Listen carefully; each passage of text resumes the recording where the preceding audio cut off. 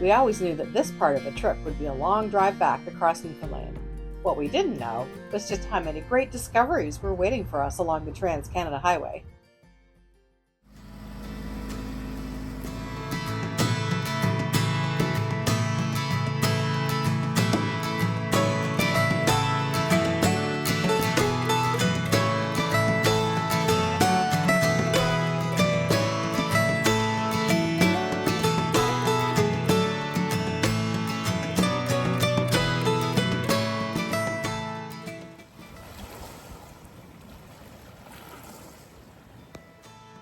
We are Gwen and Derek, and this girl is Elsa.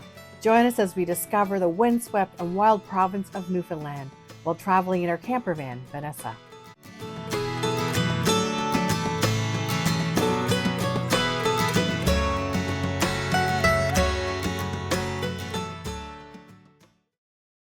Our first stop, however, was to search out an RV mechanic to confirm our shore power connections work, since we'd had problems at our last service campground. Quick follow-up on the electrical issue we thought we might have had.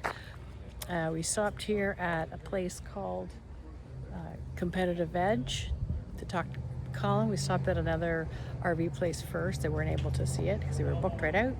Anyways, good news is it appears that we don't have a problem, but that must have been the post that we were plugged into that was the problem. So, all good. We're on the road.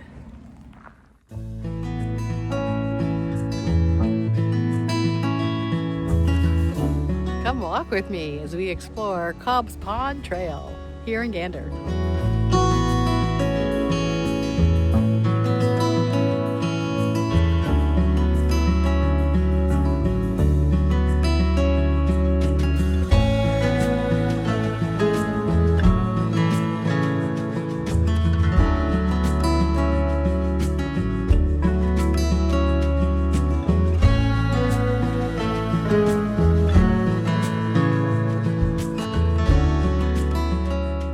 Our next stop takes us to a place that played an unexpected role in aviation history, the Gander International Airport, once known as the crossroads of the world. Before non-stop flights, nearly every transatlantic plane stopped here to refuel. Inside, the International Lounge became an unexpected global meeting place where celebrities, world leaders, and everyday travelers once mingled between flights, sharing coffee and stories while waiting to continue their journeys. Today, walking into the lounge feels like stepping back into the 1950s during the golden age of travel. The retro charm of the lounge still welcomes travelers today. Just minutes away from the airport, the North Atlantic Aviation Museum tells the story of how this small town became a giant in aviation history. From the early transatlantic flights to the jet age and the extraordinary events of 9/11, when 38 international flights were suddenly diverted here. The exhibits bring to life the pilots, passengers, and people who shaped air travel across the North Atlantic.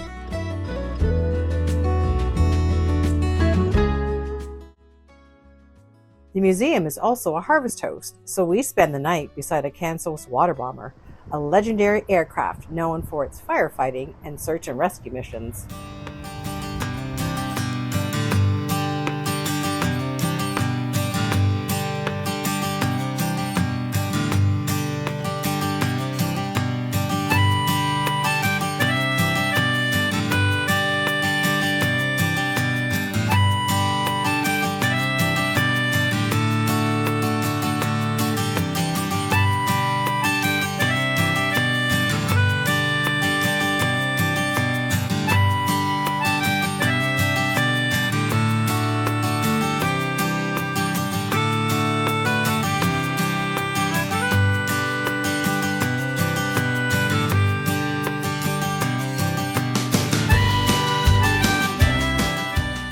The Salmon and Interpretation Center is something pretty incredible to see. Every year, the wild Atlantic salmon swim and jump through a fishway passage system to make their way around Grand Falls to their spawning habitat. The passageway, or fish ladder, consists of 35 pools, which allow the salmon to progress at their own pace. One of the highlights is the observation level at the center, where you can view the wild salmon up close during their migration.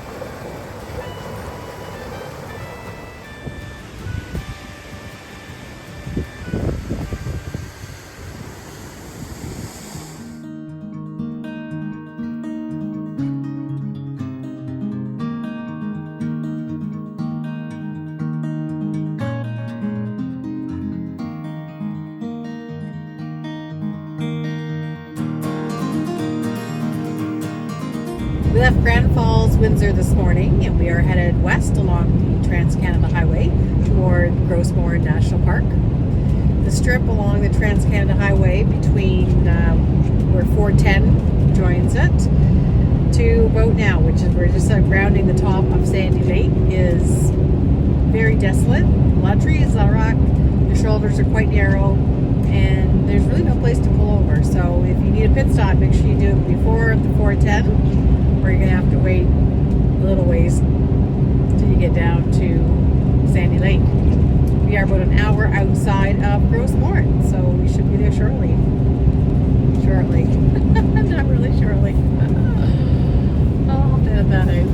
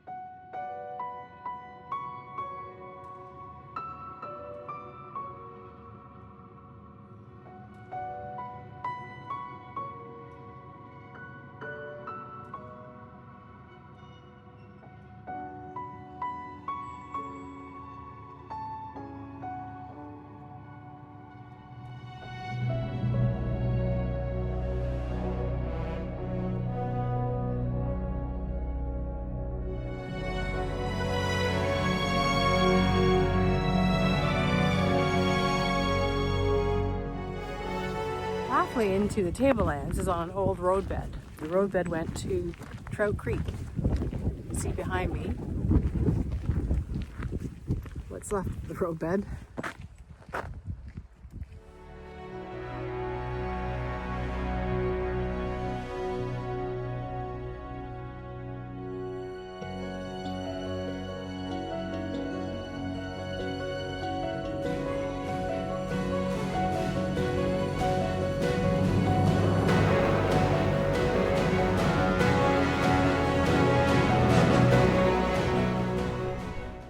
Welcome to the Tablelands. All around me, you see the Earth's mantle. I'm in Gros National Park.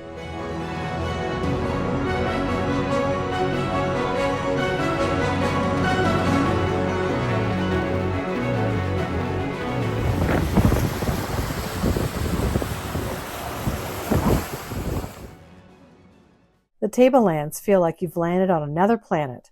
This rust-colored rock was pushed up from the Earth's mantle, rock that normally sits deep below the crust, which is wild to think about. It's one of the only places in the world where you can actually walk on the Earth's mantle. Because of the minerals in the rock, almost nothing grows here, so it feels quiet and, well, otherworldly. It's not just a hike. It's a walk through 500 million years of Earth's history.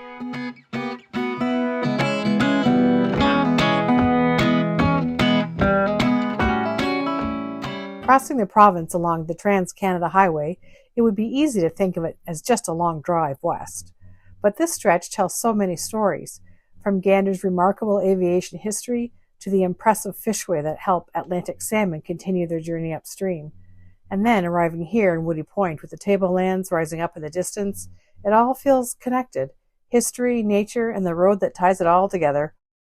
If you enjoyed coming along, be sure to subscribe so you don't miss what we discover next.